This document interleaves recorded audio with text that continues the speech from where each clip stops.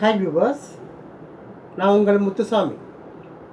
இன்றைக்கி நம்ம பார்க்கக்கூடிய தலைப்பு என்ன அப்படின்னு பார்த்தோன்னா, அடேஜஸ் அப்படின்னு சொல்லக்கூடிய சொலவடை பழமொழிகள் அப்படிங்கிற கான்செப்டை இன்றைக்கி நம்ம சிந்திக்க உள்ளோம். வரிசையாக பார்க்கலாம், நிறைய இருக்குது, வரிசையாக பார்க்கலாம். தவளை கத்தினால் மழை, அந்தி ஈசல் பூத்தால் அடை மழைக்கு அச்சாரம், தும்பி பறந்தால் தூரத்தில் மழை, எறும்பு ஏரில் பெரும் புயல், மார்கழி மழை மண்ணுக்கு உதவாது, தை மழை நெய் மழை, மாசிப்பனி மச்சையும் துளைக்கும், தையும் மாசியும் வீடு மேய்ந்து உறங்கு, புற்று கண்டு கிணறு வெட்டு, வெள்ளமே ஆனாலும் பள்ளத்தே பயிர் செய், காணி தேடினும் கரிசல் மண் தேடு, கலர் கெட பிரண்டையை புதை, கெட்ட நிலத்துக்கு 8 வன்னி, கெட்ட குடும்பத்துக்கு 8 வெள்ளாடு, நன்னிலம் கொழிஞ்சி நடுநிலம் கரந்தை, கடைநிலம் எருக்கு, நீரும் நிலமும் இருந்தாலும் பருவம் பார்த்து பயிர் செய், ஆடி பட்டம் பயிர் செய், விண் பொய்த்தால் மண் பொய்க்கும், மழையடி புஞ்சை மதகடி நஞ்சை, கலரை நம்பி கெட்டவனும் இல்லை, மணலை நம்பி வாழ்ந்தவனும் இல்லை, உழவில்லாத நிலமும் மிளகில்லாத கரியும் வழவழ,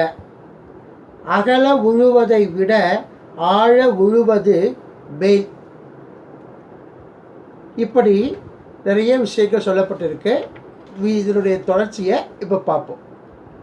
புஞ்சைக்கு 4 உழவு, நஞ்சைக்கு 7 உழவு, குப்பை இல்லாத வெள்ளாமை சப்பை, ஆடு பயிர் காட்டும் ஆவாரை கதிர் காட்டும்,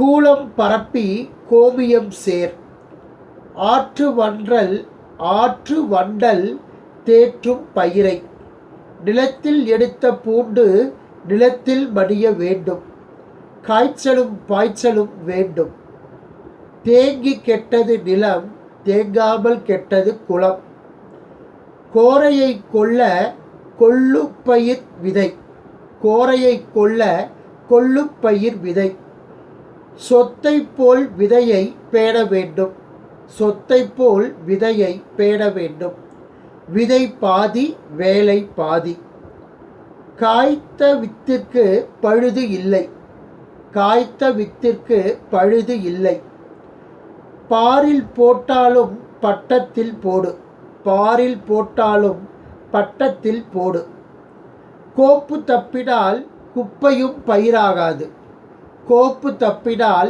குப்பையும் பயிராகாது, ஆடி 5 விதைத்த விதையும் புரட்டாசி 15 நட்ட நடுவும் பெரியோர்கள் வைத்த தனம், ஆடி 5 விளைத்த விதையும் புரட்டாசி 15 நட்ட நடவும் பெரியோர்கள் வைத்த தனம், கலக்க விதைத்தால் களஞ்சியம் நிறையும், கலக்க விதைத்தால் களஞ்சியம் நிறையும், அடர விதைத்தால் போர் உயரும், அடர விதைத்தால் போர் உயரும்.